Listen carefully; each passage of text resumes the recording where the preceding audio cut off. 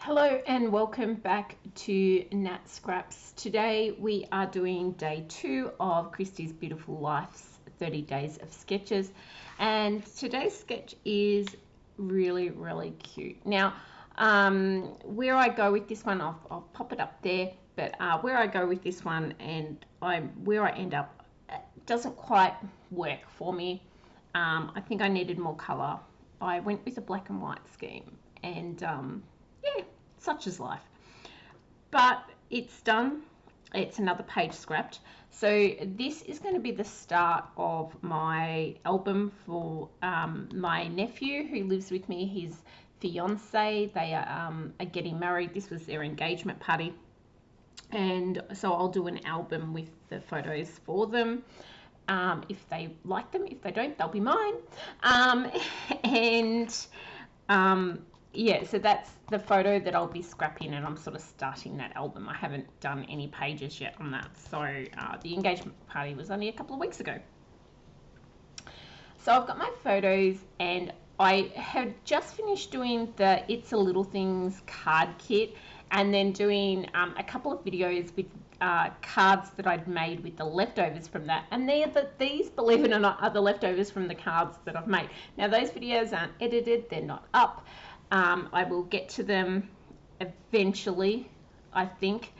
But if you do happen to see those videos, then just remember that this is actually made with what was left over after I finished those cards. I'm trying to use all these tiny little bits and pieces. I do like to use up as much of my bits and pieces from a collection as I can, if you may have noticed that from my YouTube page. And I'm getting a little bit of reputation for doing that, but so I'm trying to use these.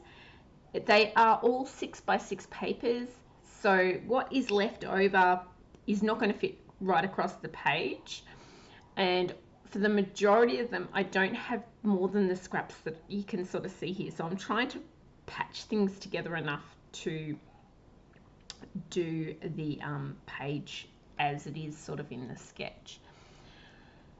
As I'm doing this, you can sort of see I'm laying the pieces out, and I know that there will be pieces behind that photo that can be quite small, and I am drawn to this piece of, I believe it's wild raspberry, which actually has been discontinued from quite a while from the close to my heart range. I think it's nearly a year,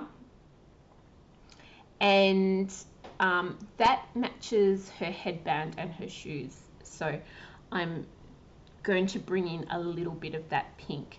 I end up changing it to some shimmer, some wild raspberry shimmer paper, but yeah, I do have that just hint of pink in there. There's tiny little pieces like this where I put them on one side of the photo and the other, and little bits that pop out the other side, and that's just stretching my stash to make this page. I had to cobble together lots of little bits to make it look like there was papers that ran all the way across the page. At about this point, I'm thinking this is not going to work. The photos are too disproportionate to the pieces I'm trying to put on the page, and where the gaps, where I'll be able to put the gaps. And I start to think that I'm going to have to cut down my space a little bit. So in a moment, I'm going to take all this stuff off, and I'm going to cut a 10 by 10 photo mat. So I've started off by cutting down these photos a little bit, kind of reducing their size. The sketch does have that larger photo and then a smaller photo, and I'm trying to mimic that a little bit more. I thought these photos worked really well for what they are. I think if I'd used colours, I would have changed my photos out. But if I'd used colours on this page, the gaps between the papers would have popped out a lot more. At the moment, they just pretty black and white papers on a page. But we can't always have 100% love everything that we do. So here's where I'm going to cut down a black base and then put the white on the top there. and that reduces the distance that I'm traveling and allows me to have the gaps down along that right hand side rather than sort of more in the middle of the page. So that works well. And I have pretty much going to do the exact same as what I had before, but I am going to start sticking them down. I do know I kind of want that dark black check there to be my base, and I want my photo to kind of sit on that one. I end up covering most of it, but that's what my aim of having the dark black one there was. And I also decide that I'm going to bring in a few pieces of just thin black strip there as well to create a little bit more of darkness, because there's a lot of lighter papers and not a lot of darker papers that I have left. So that's what I'm doing there. You can see me laying down some of that pink again, and as I said, I do swap that out, or I believe I just go over the top of it because I think I'd stuck it down when I decided to change my mind. I'm looking, the sketch has the title over on the right hand side there, and I'm trying to decide, I'm thinking I want Mr. and Mrs. and future and things like that. So I will jump onto my Cricut machine at some stage and make up the title, and I use two different Cricut pieces to make the title. So I use the future from one and then the Mr. and Mrs. But that's when I had to sort of change things up, because the Wildberry glitter paper was a very different color to the Wildberry paper that I had in that pink paper strips that I had, and that's what made me decide to change those things up. So here you can see I've got pretty much all of it. Now the one that probably is the least seeable, but is the one I really like, across that, right up that top where I'm about to pop another little piece on there, it actually says special moments, love you more, and that's repeated all the way. I kept cutting it out and pasting it along, so I had that love you more and special moments all the way across the top, and then the last little bit says all my heart happy, and I thought that was really cute for these engagement photos. That banner, a spoiler alert, doesn't end up on the page because I changed these colors so dramatically. So you see the future there that I have cut with the Cricut machine, and I'm going to back that in a little bit of black so that the lettering stands out. Now it's not perfect, the lettering doesn't stand out really well, but yeah, you can make it out eventually if you look hard enough. So it's just going to stick that down on the black, and that will make the lettering, as I just said, pop just that little bit more than if I didn't.